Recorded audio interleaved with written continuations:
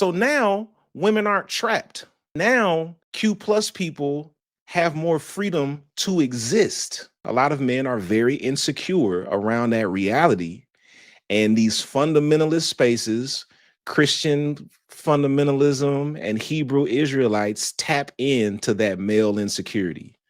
Because here, you still the man. Here, everything still revolves around you. Here, you don't have to consider anybody else because you are at the center. So this was a report that aired on MSNBC, I believe. Are you seeing more young men, Gen Z, come into the church? Yeah, we are. Here we are. For Shane Winnings, who leads the national men's ministry group Promise Keepers, what kind of man are you? It's all part of a bigger strategy. I think it's very intentional. And I think the messaging from the administration was very intentional. The Trump administration. Yeah, it was to win those kind of people. Who? And the young people, the men who want to be men. If you fear culture, then you don't fear God. Men who want to, or can be convinced to, return to what he calls traditional values. What we're seeing in this erosion where now anyone can be a family. Two men can be a family and they can adopt kids, which I think is problematic. Two women could be a family, they can adopt kids. Marriage doesn't mean anything anymore. What threat is that to you if those two men love each other? Because you can point statistically to our society being eroded from within because two men automatically create an unstable household because that is not God's design for a family. And you think that hurts America? Absolutely. Which extends to policy issues that he believes are fundamentally against God. When we talk about the intertwining of faith and politics, a lot of the messaging here is about eradicating wokeness. Yeah. What does that mean? Well, I think wokeness, is really anything that comes against God's design. It's this progressive mentality. Wokeness is like DEI. Wokeness is... You think that's against God? Yes, DEI. 100%. How so? Well, I mean, it is everything it claims to be against. DEI is discriminatory. It is racist. DEI says, what's your skin color and who do you sleep with? You're getting to the front of the line. Can I push back on that? Please. My interpretation of DEI and affirmative action is essentially saying, not that you must promote me because I'm black, but you are not allowed to discriminate against me. But that's already a part of our Constitution and already a part of our laws. DEI has been used to push people to the front of the line who don't belong there. Yeah, it's laughable, but it's also real sad because of how prevalent that way of thinking is. It's really sad. It's ahistorical. Like, it's not tied to any real history. That man said, we don't have to worry about discrimination because it's written into our Constitution. You mean the Constitution written by slave-owning white men? What? That Constitution? Right? So there is this growth in fundamentalist Christianity with Gen Z men. That's what that special was about. Some surveys that suggest Gen Z men are going more back into religion and primarily conservative religion. And it makes sense when you think about it, right? Well, that video was primarily white men, white man's religion. The opposite side of that coin is the growth of Hebrew Israelites. Hebrew Israelites are like the black version of fundamentalist Christianity.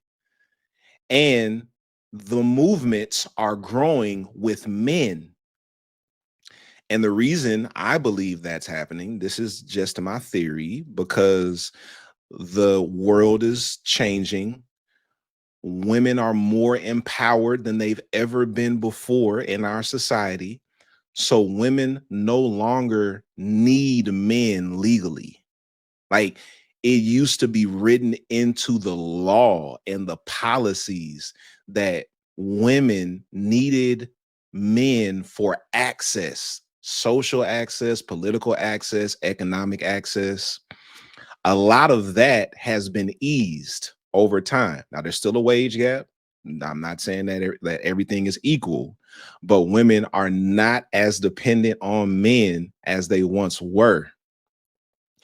And men are struggling with that. Men don't know how to adjust to that.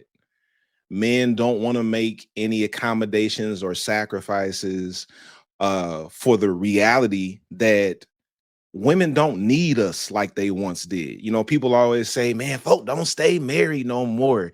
The divorce rate is higher. Grandmama and granddad stayed married. Where was grandma gonna go? Where was she gonna go?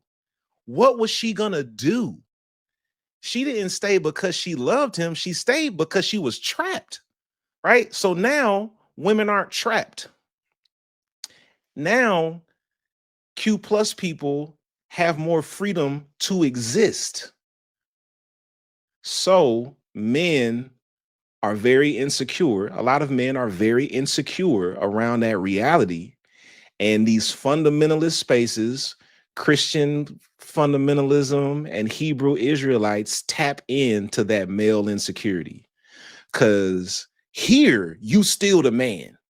Here, everything still revolves around you. Here, you don't have to consider anybody else because you are at the center. So, yeah, there's this resurgence of conservative religion amongst men, white and black, because of the insecurities of not being able to navigate the society as it is, expecting to be centered in every conversation. And I want to take this moment to shout out all of the men who have found a home at the faith community where you are not centered. I want to thank you for being vulnerable enough to participate and show up in a place where you are not at the center of every conversation, because that matters. I know that the majority of my audience is women, black women in particular. And I appreciate it when the black men show up, because it says I'm not afraid to be in a place where I'm not at the center of every conversation and everything doesn't revolve around me. And that is what beloved community looks like. Beloved community is not something where one particular identity or group is at the center of everything and everybody else has to bow down. Like, no, that's not how we operate here. I just wanted to show that because, yeah, conservatism is on the rise, primarily among men, because it is tapping into their insecurities. And in the fundamentalist space, you see it's white man. It is the white man's religion. If you're still here, hit the subscribe button and leave us a comment. Let us know what you think about the video. And if you want to see the entire recording, it's exclusively available in our Patreon. The link is in the show notes. You can either subscribe or you can just purchase this recording a la carte. We'll see you next time as we continue to deconstruct harmful theology and build beloved community. Peace out.